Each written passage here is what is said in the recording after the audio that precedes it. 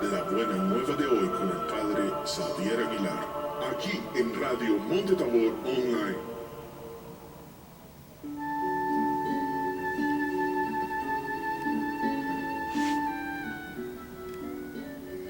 Desde El Salvador, en Centroamérica, para todos los compatriotas que están esparcidos por el mundo y a quienes nos une la fe en la buena noticia del Evangelio.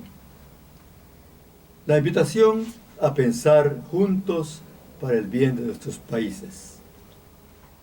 Este día tenemos el Evangelio según San Mateo, capítulo 18, versículos 15, 1 a 5, y de 10 y de 12 a 14. Está conmigo Julio Rizzi. Bienvenido, Julio. Gracias, Padre, por invitarme nuevamente. Bueno, aquí estamos, Julio, con mucho gusto. El texto dice así: en cierta ocasión, los discípulos se acercaron a Jesús y le preguntaron: ¿quién es el más grande en el reino de los cielos? Jesús llamó a un niño, lo puso en medio de ellos y les dijo: yo les aseguro a ustedes que si no cambian y no se hacen como los niños, no entrarán en el reino de los cielos. Así pues, quien se haga pequeño como este niño, ese es el más grande en el reino de los cielos. Y el que reciba a un niño como este en mi nombre, me recibe a mí. Cuidado con despreciar a uno de estos pequeños, pues yo les digo que sus ángeles en el cielo ven continuamente el rostro de mi Padre que está en el cielo. ¿Qué les parece? Si un hombre tiene 100 ovejas y se le pierde una, ¿acaso no deja las 99 en los montes y se va a buscar a la que se le perdió? Y si llega a encontrarla, les aseguro que se alegrará más por ella que por las 99 que no se le perdieron. De igual modo, el Padre Celestial no quiere que se pierda ni uno solo de estos pequeños. Palabra del Señor. Gloria a ti, Señor Jesús. Julio y estimados oyentes, este Evangelio, en el ambiente en que se pronunció lo que aquí dice el Evangelio, pues Jesús estaba en algún sitio bastante tranquilo, se ve, porque ellos pudieron acercarse a él, a Jesús, para hacerle unas preguntas. Y Jesús aprovecha la oportunidad para poner bien claro algunas actitudes en los discípulos que son necesarias para que lo del plan de que está hablando del reino de Dios funcione. O sea, para que la iglesia pueda ser la institución, el instrumento que Dios quiere para actuar en el mundo. Porque es el principio general, ¿verdad? Dios quiere actuar en el mundo y actuar en todo lo que sucede en el mundo, respetando, por supuesto, la libertad. Pero no se olvida, está presente. Bueno, y aquí hay varias indicaciones para eso. En primer lugar, me llama la atención esto. Habían estado discutiendo los discípulos sobre quién iba a ser el más grande entre ellos, ¿verdad? ¿No? El más importante, el tener el puesto más alto, ¿no? Y en el reino, pensaban, no solamente el reino el reino de Dios. Aquí, como este texto está tomado de San Mateo, dice reino de los cielos. Pero es porque San Mateo escribió su evangelio pensando que lo dedicaba especialmente a los cristianos venidos del judaísmo, que habían sido judíos, no solo de raza, sino de religión, ¿sí? Y después se hicieron cristianos. Y de aquel estado de ser judíos, traían una costumbre que ya ahora en nuestro tiempo ha desaparecido. El que ellos no pronunciaban el nombre de Dios. Les parecía que era una falta de respeto al nombre de Dios pronunciarlo. Por eso usaba una circunlocución que se llama, ¿verdad? En lugar de decir Dios, decían el reino de Dios, decían el reino de los cielos. Bueno, por eso, una aclaración nada más. Bueno,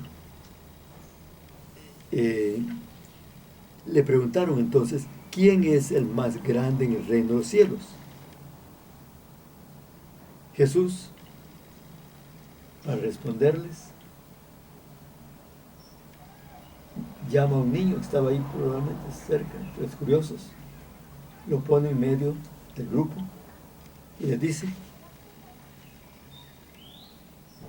yo les aseguro a ustedes que si no cambian y no se hacen como los niños, no entrarán en el reino de Dios, de los cielos. Bueno, si no cambian y no se hacen, ¿qué querría decir con esto? Yo creo, fíjate que aquí está hablando Jesús de lo que el Papa Francisco llamó el arribismo. ¿Sabes tú lo que es, verdad? No. Bueno, el empeño en escalar puestos en la iglesia, ¿no? Tener puestos de honor, promoverse, ser promovidos a obispo, antes tal vez a monseñor, a obispo, a cardenal, etc. ¿verdad? Eso el Papa Francisco le llamó el arribismo, ¿no? Es decir, la tendencia es escalar más arriba, ¿no? Tener puestos de importancia, ¿no? Personales, ¿no? Esto, dice Jesús, debe desaparecer en los cristianos.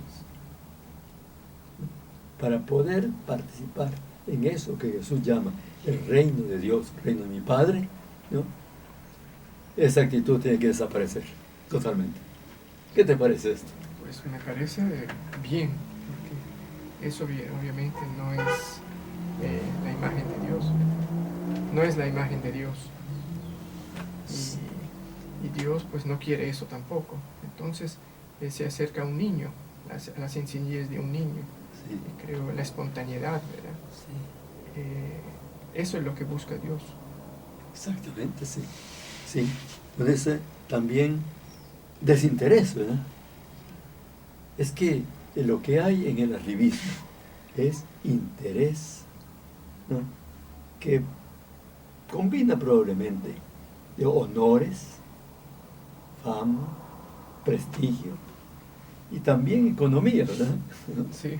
Puestos más lucrativos, Sí. ¿no? Eso dice Jesús aquí, que es algo necesario. No se puede entrar al plan de Dios, estar trabajando y ser buen trabajador en el proyecto de Dios ese que Jesús vino a echar a andar, si se tiene esa actitud. Bueno, o sea, lo que está diciendo el Papa es auténticamente de Jesús, ¿verdad? Así es. Sí, con otras palabras, por supuesto, ¿no? Pero es lo mismo, es lo mismo. Sí. Y es importante. Tú conoces, tú has estado en el Vaticano, ¿verdad? Ah, sí, sí. Ajá. Pero ¿De ha qué? cambiado un poco desde, Bueno, de entonces para acá, pero sí, pero desde los años, sí, desde las décadas pasadas. sí, ¿verdad? si mal no recuerdo, tú decidiste venir, regresar a El Salvador, porque no te gustaba esa vida. Ah, cabal, ¿Verdad? cabal, sí. Qué bien te adelantaste, Papa Francisco. Sí, muy bien. Y mira, vea que tiene Sí. más sentido la vida. Ah, por ¿no? supuesto. Que donde uno no anda buscando ningún puesto especial, sino servir. Así es. Servir a Dios, servir al prójimo. Eso es lo mejor. Y eso es también lo meritorio, según el Evangelio. Lo que merece, pues, un puesto también en el cielo, puesto ahí sí conviene, ¿no? Sí. Pero no precisamente por la gloria, el honor, las ventajas, sino porque indica que estamos sirviendo más, porque hemos servido más. Así es. Bueno, muy bien, pues, y vamos a volver sobre esto del niño, pero quisiera saltarme un poco a lo que dice más adelante,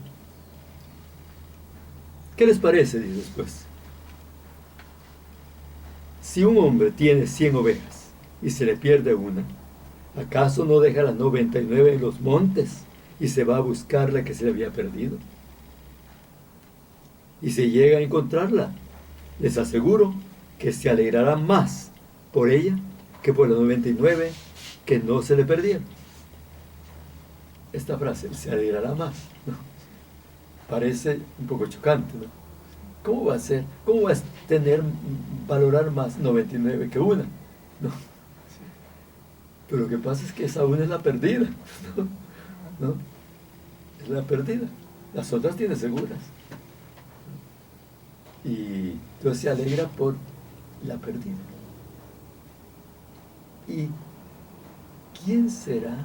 ¿Con quién podemos comparar ya, pasando el caso de ovejas a humanos, ¿no?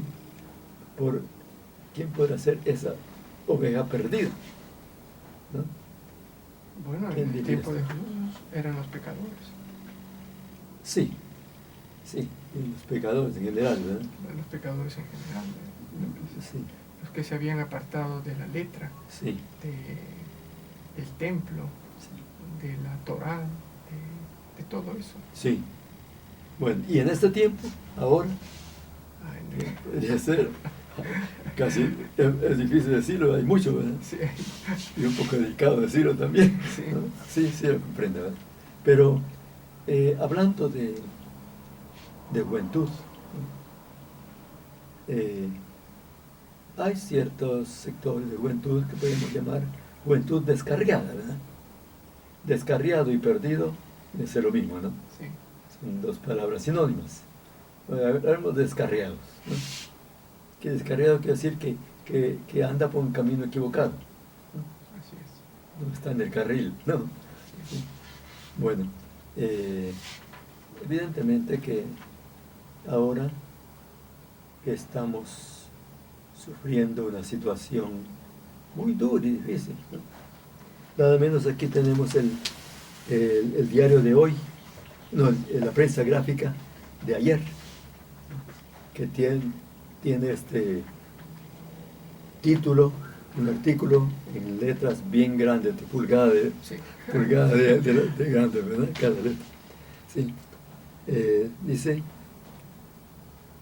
bueno, aquí supone el Papa Francisco pide que renazca la justicia y la paz.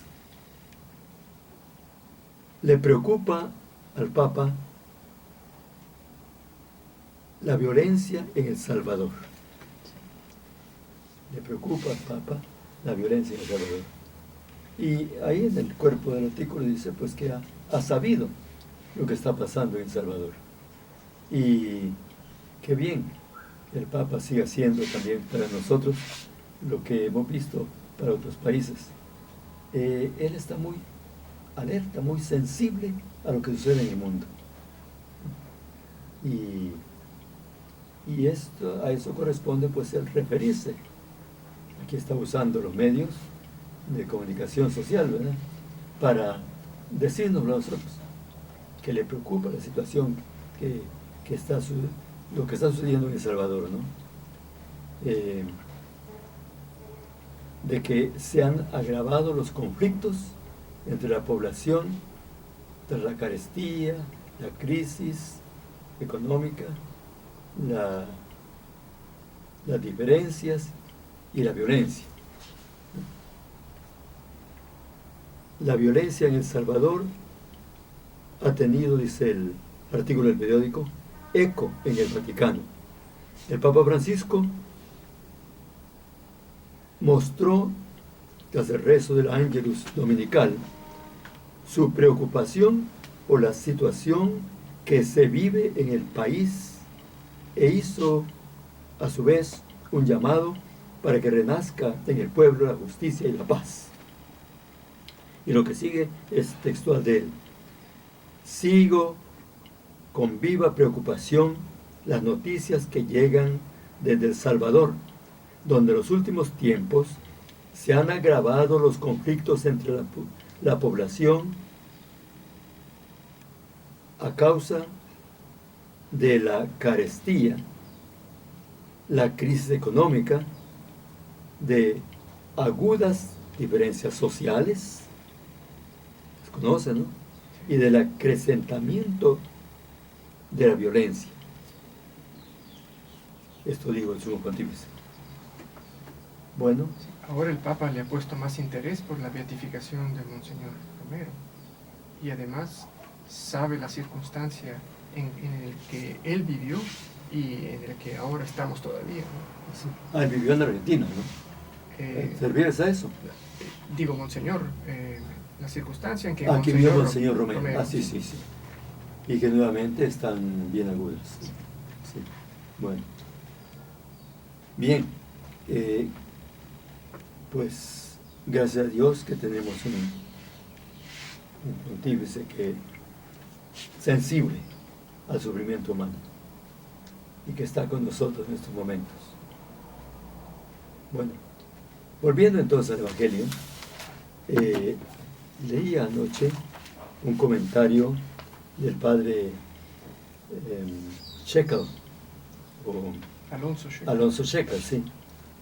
¿Sabes quién es, verdad? Sí, yo lo conocí personalmente, ¿Conociste personalmente? en el bíblico, en el Instituto Bíblico de Roma. Era profesor del Instituto Bíblico. Profesor y autor de la Biblia, la Biblia del pueblo. Sí, la Biblia de mi pueblo. De mi pueblo, perdón. Sí. Es un sacerdote jesuita, ¿verdad? Ya murió hace, creo que unos 2 o 3 años. Sí. Pero sí, yo uso mucho la Biblia de mi pueblo, porque me parece, primero, muy buena traducción, pero sobre todo, buenísima en los comentarios. Los comentarios, A pie de página, sí, buenísimo. Y a propósito de esto, dice que en el pueblo de Israel, en el tiempo de Jesús, los niños eran, como decimos ahora, un don nadie, ¿verdad? Un estorbo. Un estorbo, no tenían estima en la sociedad, ¿no? El niño dependía para todo de su madre, ¿verdad? Más de su madre que de su padre, ¿verdad? Y la madre misma varía muy poco entonces, ¿verdad? La mujer, por ser mujer, ¿verdad? Y también era como ahora se considera a una gran porción de la población, ¿verdad? La población humana, en el mundo entero, ¿no? Población que no tiene importancia. O problemática. Sí, para nosotros, ¿no? Pero Jesús muestra que esa población sí tiene importancia para Dios. Sí. Ese cuadro que hemos visto de Jesús con el niño enfrente de él y en medio de todo el grupo de los discípulos, y dándole importancia. Si ustedes no se hacen como niños, como este niño, ¿no? Lo pone como modelo, ¿no? Claro. No han entendido y no van a poder participar en el reino, el plan de Dios. Bueno, todo ser humano, por lo tanto, todo joven también, para Dios es importante. Y así debería ser para nosotros también. Todo, buenos y malos. En el cristianismo no hay que por ser un joven hijo de fulano de tal o de tal familia, etcétera, vale más que el otro. No, todos valen igual. Por lo tanto, deberíamos sentir que esos jóvenes se pierdan. La actitud que indica el Evangelio, tomando en cuenta las dos partes, ¿no? Sí. Lo que se refiere al niño, lo que se refiere a la oveja perdida, ¿no? El pastor le da importancia a la oveja perdida, ¿no? Como a las otras. Otra vez que decimos, más todavía. Más todavía. Sí, de las otras. Porque las otras están Sí. seguras. Las otras están seguras y esa es la que necesita ayuda. Así es. Bueno, ahora nosotros, con los que están perdidos o son como niños, ¿no? ¿Qué actitud tenemos? Si tenemos esa actitud, la conclusión, según este criterio que se muestra en este Evangelio, es que nosotros no hemos entrado en el proyecto de Dios. No entendemos el proyecto de Dios. Por lo tanto, no estamos en él. Y eso, como cristianos, es un reclamo fuerte, ¿no? Ustedes fueron elegidos para esto, precisamente, para realizar ese proyecto de Dios. Y si no lo han entendido, ¿cómo lo van a realizar? ¿No? ¿Me parece que es lógico esto? Sí. Sí. Como éramos un arquitecto, hacía un proyecto muy bueno, ¿no? Se lo encarga la ejecución al maestro de obras y obreros, ¿verdad? Pero supongamos que los maestros de obras y todos los ejecutores del proyecto no lo han entendido, ¿no? ¿Qué va a resultar entonces? No lo pueden realizar, no lo están realizando, y se meten ya a trabajar, pues es obra perdida. Su trabajo no vale, no se va a lograr esa construcción o esa obra. Pues así también, si nosotros no hemos entendido este proyecto de Dios y qué consiste y cuál es la actitud, pues, que tenemos que tener para entenderlo, pues no nos excluye nadie, no nos excluye Dios, nosotros nos estamos excluyendo. ¿Te parece? Sí, así es. Bueno, yo creo que este es el contenido que hay que dar. Realmente, esto sería muy triste, quiere decir que, bueno, hay otras cosas que están diciendo lo mismo, desde otro punto de vista. Lo que está pasando estos días, esto es lo que se refiere el Papa, ¿no? Un país donde hay todo eso, todas esas situaciones, ¿verdad?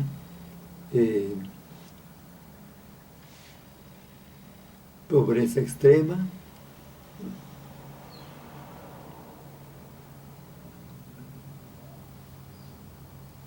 inseguridad, desesperanza, desesperación, violencia,